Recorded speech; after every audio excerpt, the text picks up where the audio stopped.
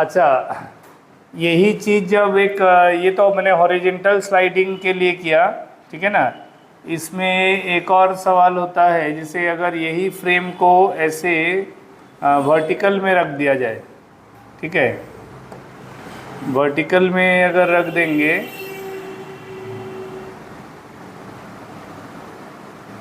तो अब मान लो स्लाइडर ऐसे रखा, तो स्लाइडर तो अपना इसका मास होगा ना, इसका एक स्लाइडर का अपना मास है m, तो ऑब्वियस बात है कि इसका अब इसमें वेलोसिटी देने का ज़रूरत नहीं है, ये तो अपना वेट की वजह से खुद ही वर्टिकल, अब ये वर्टिकल प्लेन पे है ना, इन वर्टिकल प्लेन।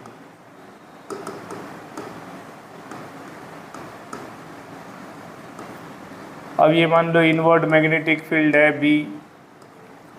अब अगर मैं ये स्लाइडर का एंड्स को P और Q मानूं, तो slider is will start falling vertically downward because of its own wait. तो जैसे ये डाउनवर्ड मूव करने लगेगा, एरिया एनक्लोजर अब बढ़ेगा ना, एरिया एनक्लोजर बढ़े या घटे दोनों ही केस में चेंज ऑफ फ्लक्स होगा। प्रीवियस वाले एग्जाम्पल में एरिया एनक्लोजर घट रहा था, अब एरिया एनक्लोजर बढ़ेगा। तो इसका सीधा मतलब ये हुआ कि जैसे ही एनक्लोजर बढ़ेगा तो flux through this linked cross section ये विल इंक्रीज। तो उसको काउंटर करने के लिए तुमको अब फोर्स ऊपर की तरफ वर्टिकली अपवर्ड लगाना पड़ेगा। तो अब मैग्नेटिक फील्ड इनवर्ड है, फोर्स अपवर्ड, करंट यानी कि इंड्यूस्ड करंट का डायरेक्शन जो है वो P2Q होगा। अच्छा, ऐसे केस में तो यहाँ तो वही बात है, इंड्यूस्ड करंट तो पूछा ही जा सकता है, तो फिर वही तरीका है इंड्यूस्ड करंट के लिए कि इंड्यूस्ड EMF हमारा हो जाएगा BLV। अच्छा, इंस्टेंटेनियस यहाँ जो V होगा, कारण यहाँ तो ड्राइविंग मोशन तो वेलोसिटी की वजह से नहीं ना है, इनिशियल वेलोसिटी 0 है, मतलब जब छोड़ा उसको, तो इसका जो इंस्टेंटेनियस यहाँ इंड्यूस्ड EMF में ये B अब इंस्टेंटेनियस लेना पड़ेगा, V इंस्टेंटेनियस। समझ में आ रहा है कि नहीं आ रहा? अच्छा, तो अब ड्राइविंग फोर्स जो है mg, अच्छा शुरू में mg और इधर F, ठीक है। तो हम तो यहाँ तुमको क्या लगता है कि I जो हम निकालते हैं, since I is equal to induced EMF by resistance, है ना। तो मान लो स्लाइडर PQ का रेजिस्टेंस अब भी R लिए है, लेकिन दिक्कत क्या है, प्रीवियस में जो इंड्यूस्ड करंट बन रहा था वो कांस्टेंट वैल्यू का था, कारण BLV बाई R। तो V वहाँ एक गिवन वेलोसिटी था जो कि कांस्टेंट है एक सर्टेन टाइम में, लेकिन यहाँ मान लो स्टार्टिंग वेलोसिटी 0 है, इट इज रिलीज्ड। तो इसका जो इंस्टेंटेनियस वेलोसिटी है वो क्या होगा, इंस्टेंटेनियस वेलोसिटी का कॉन्सेप्ट क्या होगा बोलो? क्या शुरू में ही ये जो BLV, मतलब हम यहाँ जो इसको लिखेंगे ना, induced EMF is BL into V instantaneous that by R, तो हमको ये I इसका मतलब वेरिएबल बनेगा ना, I वेरिएबल है, तो इंड्यूस्ड करंट जो है शुरू में ही एक कांस्टेंट वैल्यू को पिक नहीं करेगा, कारण इंस्टेंटेनियस वेलोसिटी शुरू में देखो ड्राइविंग फोर्स mg कांस्टेंट है, तो g की वजह से वो नीचे जाएगा ना। तो हम इंस्टेंटेनियस वेलोसिटी को क्या लिख सकते हैं, u प्लस AT का फॉर्मूला, u प्लस AT का फॉर्मूला। तो जब मैं v इंस्टेंटेनियस को लिखूंगा, this is u plus AT, तो u तो 0 है, तो 0 प्लस AT यानी AT ओनली। अब सवाल है ये एक्सेलरेशन ये क्या होगा, क्या ये सिर्फ g इंटू टी होगा? ये एक्सेलरेशन क्या g इंटू टी होगा? बोलो, डाउनवर्ड g कांस्टेंट है, लेकिन अपवर्ड जो acceleration against due to the magnetic force BIL वो कांस्टेंट है क्या? नहीं। तो इसीलिए हमारा a जो होगा वो होगा g minus F by M, g minus F by M. समझ में आया? नेट एक्सेलरेशन के हिसाब से वो लिखा जाएगा। क्लियर है कि नहीं है? तो इंड्यूस्ड करंट जो होगा induced current will be written E by R. E is BLV, V is the instantaneous velocity, and that will be G minus F by M into T. Clear है? यहाँ induced current निकालने का तरीका क्या होगा?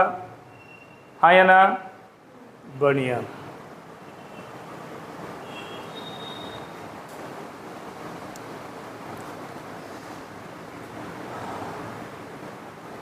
अच्छा, मान लो जो स्लाइडर वाला बात मैंने बताया, वो स्लाइडर में अगर मैं इस तरह का एक कंडीशन लूँ, इस तरह का एक केस कि ये दो पैरेलल फ्रेम ऑफ वायर है और ये दोनों स्लाइडर है, मान लो, ठीक है।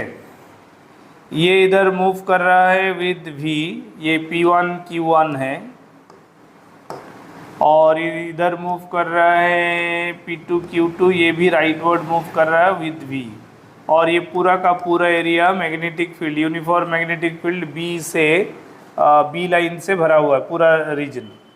तो अब मेरे को बताओ तो ये P1 Q1 and P2 Q2, ये जो दो फ्रेम ऑफ वायर मैंने लिया है, ठीक है, दोनों आइडेंटिकल वायर है, मान लो दोनों आइडेंटिकल वायर है, सेम लेंथ, दोनों का लेंथ मान लो ये लेंथ L है, मान लो, ठीक है।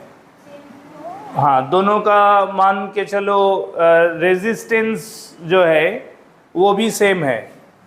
Resistance of P1 Q1 is equal to resistance of P2 Q2। ऐसे कंडीशन में मेरे को बताओ कि which one will produce induced current। Induced current का कॉन्सेप्ट है, ये कैसे बनेगा? क्या दोनों में इंड्यूस्ड करंट बनेगा या किसी एक में बनेगा? हाँ, एरिया तो सेम तक ताले। हाँ, चेंज इन फ्लक्स जीरो কেন না? চেঞ্জ অফ ফ্লাক্স দুটো, হ্যাঁ এখানে একটা ভালো কথা বলেছো। এখানে যেমন এর আগের অঙ্কটায় যেমন আমরা দেখলাম যে in the previous case we could see that one enclosing frame which had 3 unmoved edges and 1 moving edge, ठीक है। कई बार ऐसा भी होता है कि मान लो एक ओपन लूप है, कोई क्लोज लूप है ही नहीं, जैसे कि मान लो ये एक मैग्नेटिक फील्ड रीजन है ना, ये एक मैग्नेटिक फील्ड रीजन है, और इस फील्ड रीजन के थ्रू, मान लो इस फील्ड रीजन के थ्रू ये एक कंडक्टिंग रॉड है, मान लो, ठीक है, सिर्फ एक कंडक्टिंग रॉड है, क्लियर है। ये मान लो PQ है, इसका लेंथ L है,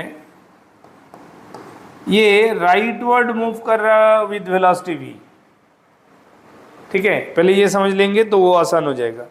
ये एक कंडक्टिंग रॉड है, ये खुद मूव कर रहा है जबकि इसका कोई एग्जिस्टिंग एरिया एनक्लोजर नहीं है। तो क्या इसके अक्रॉस द लेंथ L क्या हम लोग इंड्यूस्ड EMF बनते हुए देख सकते हैं? It is not forming any closed area.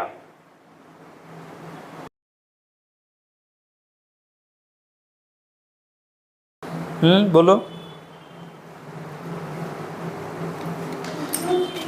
देखो प्रीवियस वाला केस देखो, उसमें मैं जो B इंटू DA/dt किया था to get the induced EMF value, उसको ध्यान से कॉपी नोट डाउन किया ना, कॉपी में ध्यान से देखो तो मैं DA/dt को क्या लिखा हूँ विद डायग्राम, अच्छा से देखो।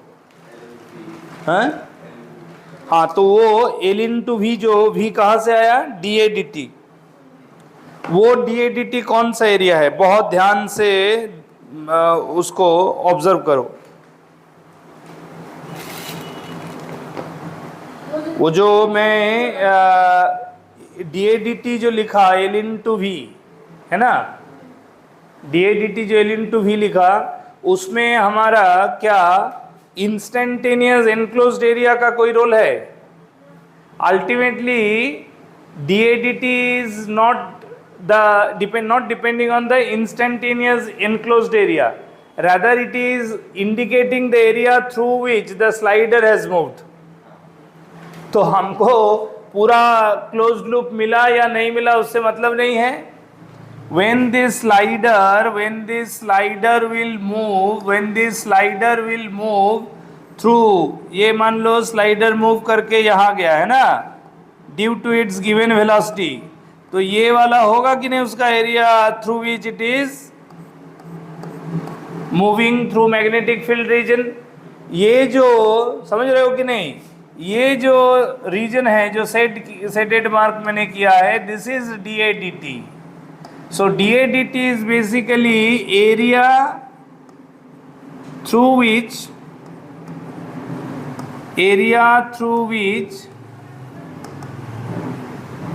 conducting rod moves in magnetic field region।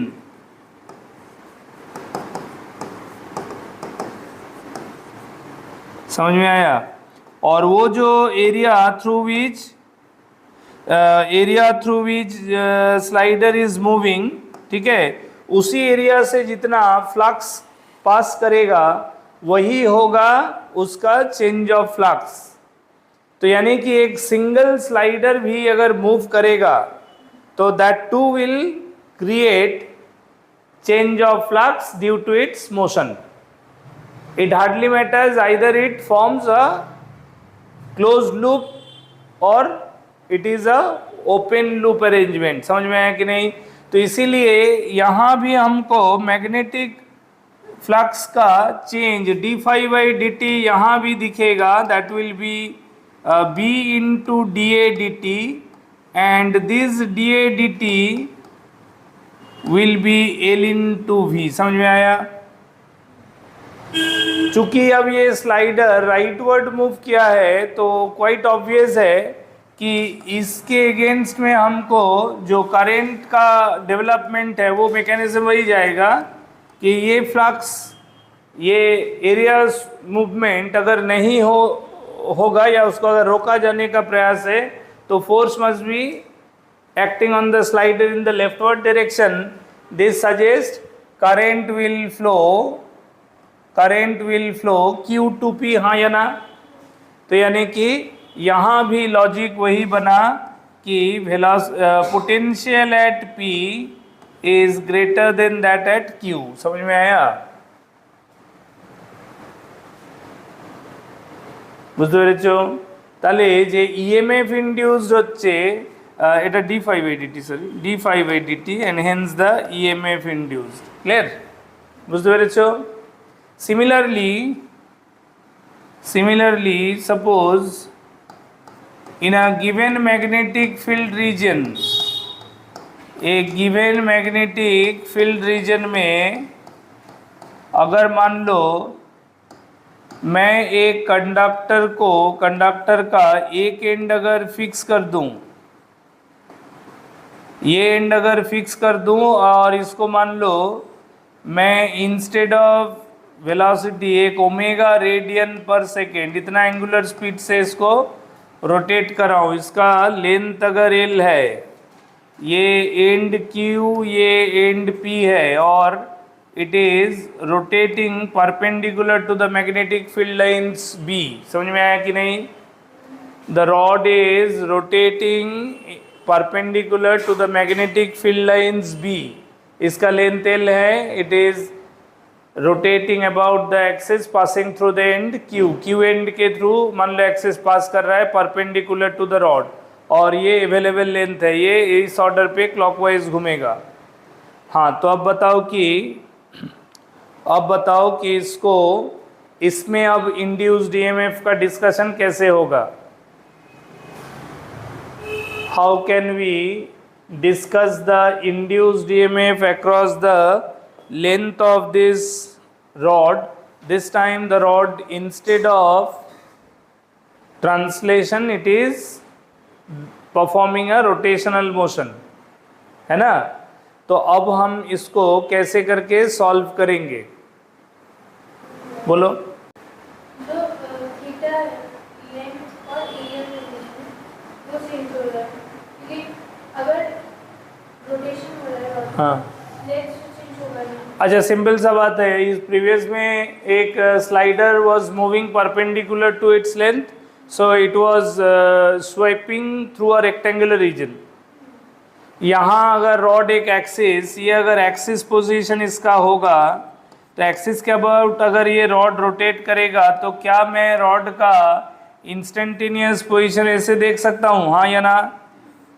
तो इसका मतलब रॉड का जो area, this is the area of the rod through which it is moving, हाँ या ना? ये है वो एरिया। तो ये ज्योमेट्रिकली इस एरिया को क्या बोलते हैं? Part of a circle, sector, हाँ या ना? तो ये एरिया ऑफ अ सेक्टर क्या होता है? एरिया ऑफ अ सेक्टर कौन बताएगा? बोलो, एरिया ऑफ अ सेक्टर क्या होता है? Half R square theta.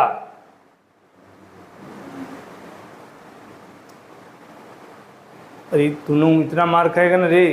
Pi R square is equivalent to 360 यानी 2 पाई। तो 2 पाई एंगुलर डिस्प्लेसमेंट में, ये तो यूनिटरी मेथड क्लास 2 में कराया था, 2 पाई में इतना, यूनिट में कितना? इतना। तो थीटा में कितना? ये पाई पाई काट दो तो होगा ना R square by 2 into theta. ये सब बताना पड़ रहा है, बोले लोग मार खाएगा। 1/2 आर स्क्वायर, आर मतलब एल। ये हो गया इंस्टेंटेनियस एरिया। अब हमको इंस्टेंटेनियस एरिया नहीं, चेंज ऑफ एरिया से मतलब है, यानी डी ए डी टी। तो डी ए डी टी करेंगे, डी ए डी टी करेंगे तो दैट मीन्स यहाँ एल स्क्वायर बाई 2 कॉन्स्टेंट रहेगा, हाँ या ना? That into D theta by D T. तो D theta by D T क्या होता है? ये जो टर्म दिया था एंगुलर स्पीड ओमेगा, तो इसको लिख सकते हैं half L square into omega. ये लिख सकते हैं ना डी ए डी टी, हाँ या ना? तो इसका मतलब है कि when this rod of a given length is rotating about an axis passing through its one end, then induced EMF is equal to mod of minus d phi by dt, ठीक है ना? तो that will be equal to B into dA dt। तो dA dt क्या हो जाएगा? ये जो कैलकुलेट किया L square by 2 into omega, समझ में आया? तो ये कितना हो गया total? B into L square into omega by 2। तो इस तरह से हमको इंड्यूस्ड ईएमएफ मिलेगा। क्लियर है कि नहीं है? अच्छा, ऑर्डर ऑफ रोटेशन हमने ओमेगा दिया clockwise, rod is rotating clockwise perpendicular to magnetic field, रोकना है। चेंज ऑफ फ्लक्स का ऑब्जेक्टिव क्या है? जैसे इंड्यूस्ड ईएमएफ होगा उसको, मोशन को रोकेंगे, तो क्लॉकवाइज ओमेगा को रोकने का काम क्या है? एंटी क्लॉकवाइज अल्फा बनाना। एंटी क्लॉकवाइज अल्फा बनाने के लिए क्या करना पड़ेगा मेरे को? इसको रोकने के लिए ऐसे फोर्स लगाना पड़ेगा ऑपोजिट ऑर्डर में, तभी ना उसको, हाँ क्लॉकवाइज है तो एंटी क्लॉकवाइज घुमाना पड़ेगा। तो एंटी क्लॉकवाइज घुमाने का मतलब है कि इसमें फिर से BIL फोर्स लगाना है ना, BIL फोर्स। ये BIL फोर्स इंडिकेट कर रहा है कि magnetic field is inward, direction of force leftward, तो करंट अपवर्ड, यानी कि जो एक्सिस एंड है उस एंड से करंट जाएगा फ्री एंड की तरफ, रोटेटिंग एंड की तरफ। समझ में आया? तो यानी कि ये हायर वोल्टेज एंड और ये लोअर वोल्टेज एंड, समझ में आया? इस तरह से ईएमएफ जनरेट होगा और पोटेंशियल डिफरेंस इस तरह से डेवलप होगा। क्लियर है? समझ में आ रहा है कि नहीं आ रहा है?